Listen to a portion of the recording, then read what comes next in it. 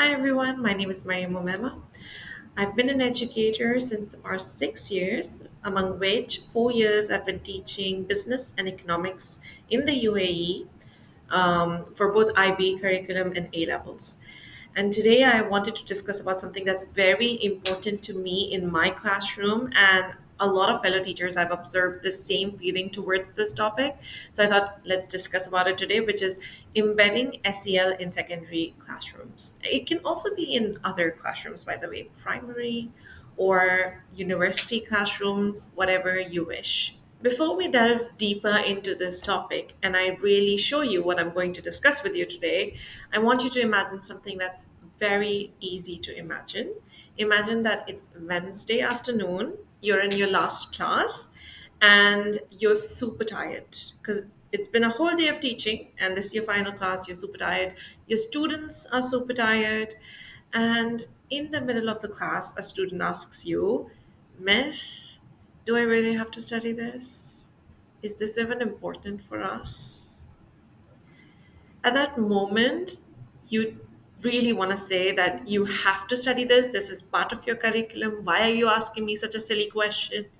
But you stop and you take a deep breath, and then you don't say that, and instead understand that just like this moment and the many others that you have experienced in the past, the question is coming from a point of purpose, meaning, or even connection, and not from a point of just curiosity about whether the content is relevant or not. So it's not just about the content, it's about so much more than that.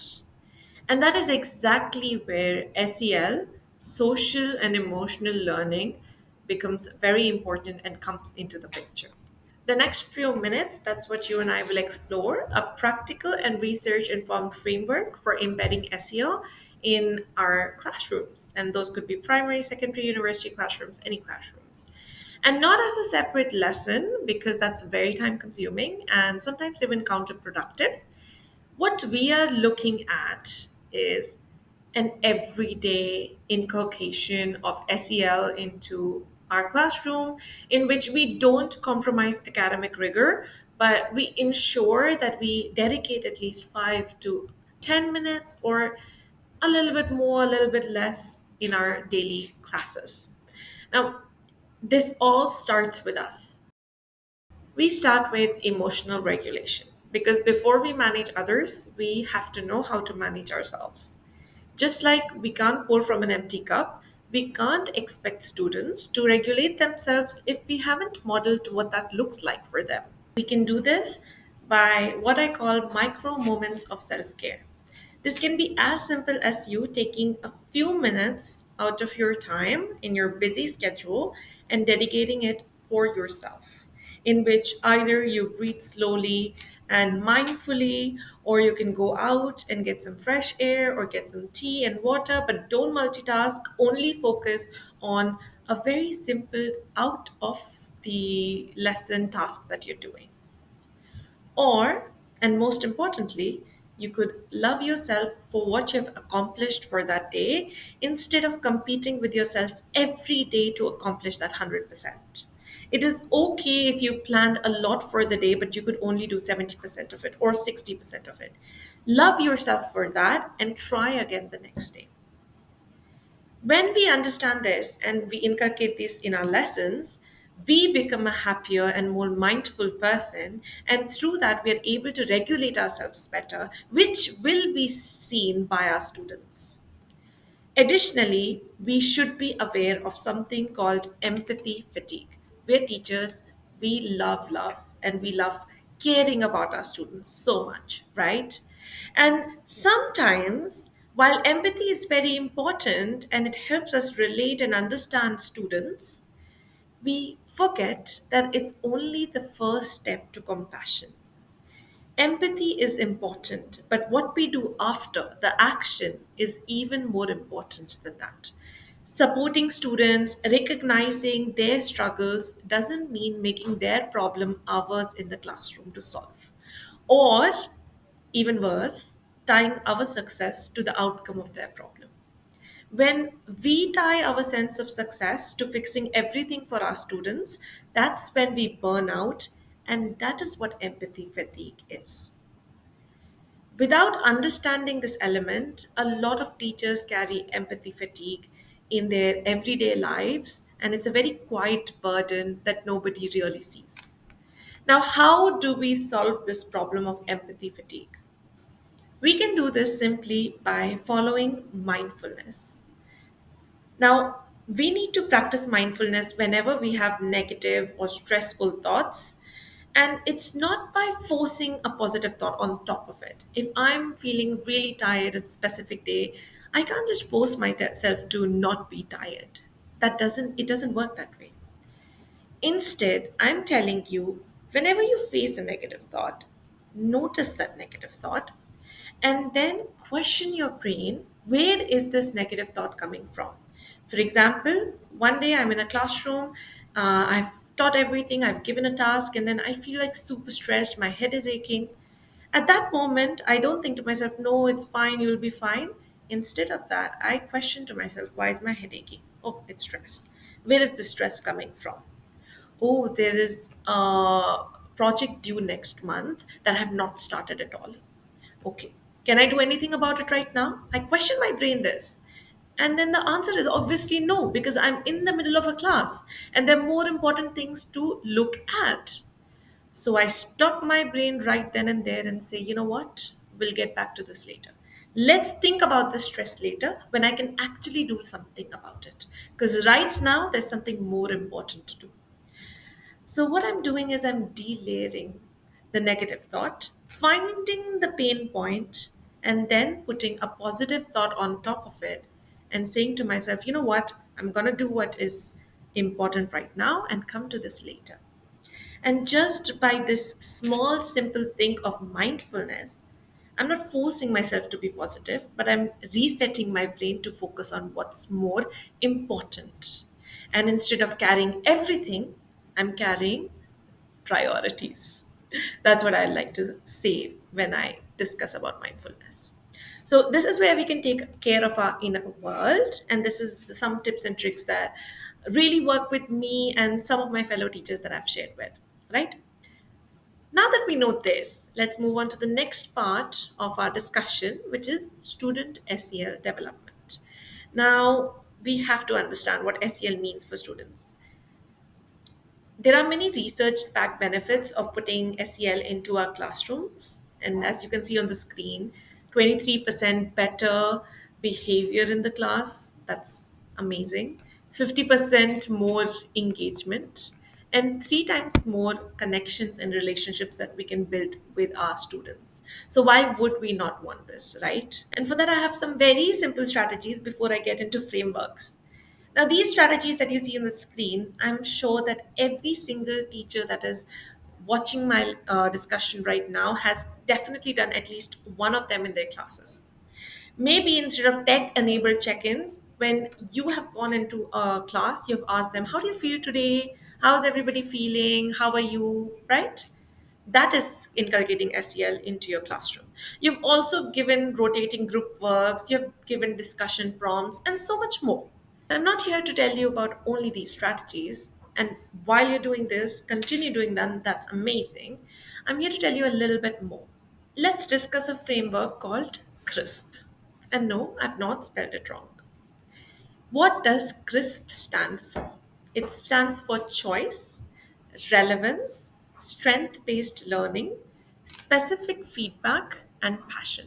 CRISP is a framework that you can inculcate in your everyday classrooms to ensure that there's more of SEL in the classes and there's more things for your students to do in the classes.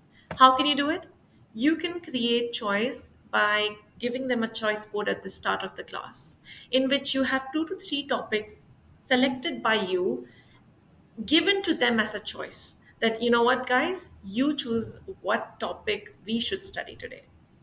Or you can create a fish market debate in which any student is allowed to get up and discuss about what they would want to discuss in this class and why.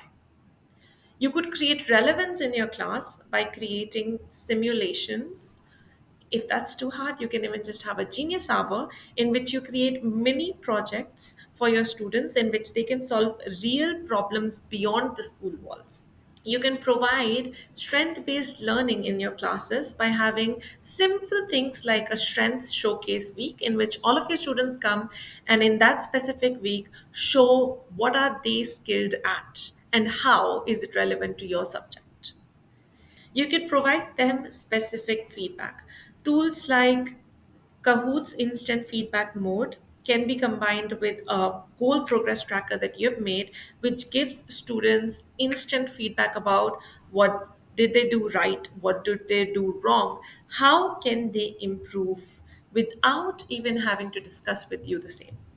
Finally, you could make the class something that they're passionate about. Now, this cannot happen every single class, obviously, but once in a week, you can inculcate one of these things in your classes and make it more personalized for your students.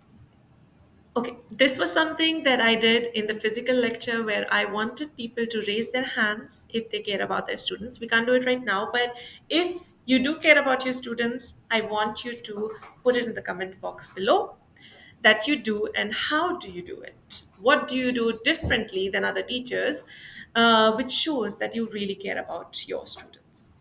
By the way, if you care, you would really like the next framework, which is nothing but caring about your students in every single class. As teachers, we need to make sure that we celebrate the mistakes of our students instead of making them feel like they've done something wrong.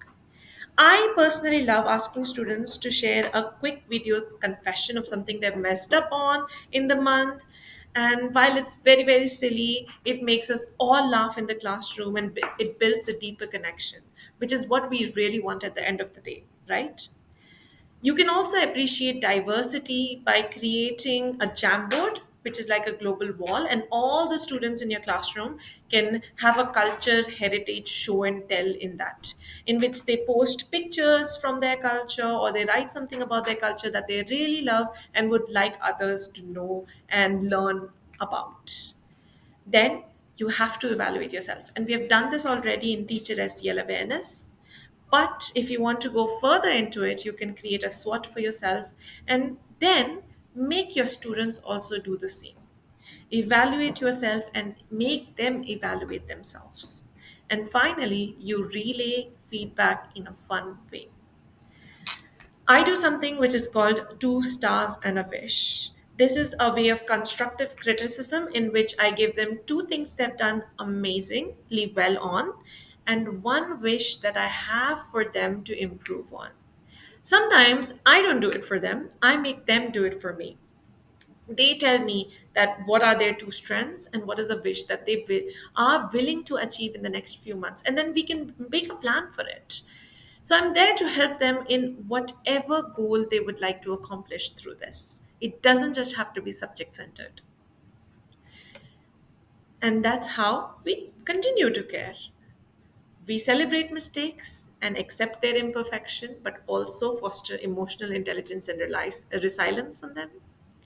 We care about the diversity, and through that, we make them empathetic towards their peers in the classroom.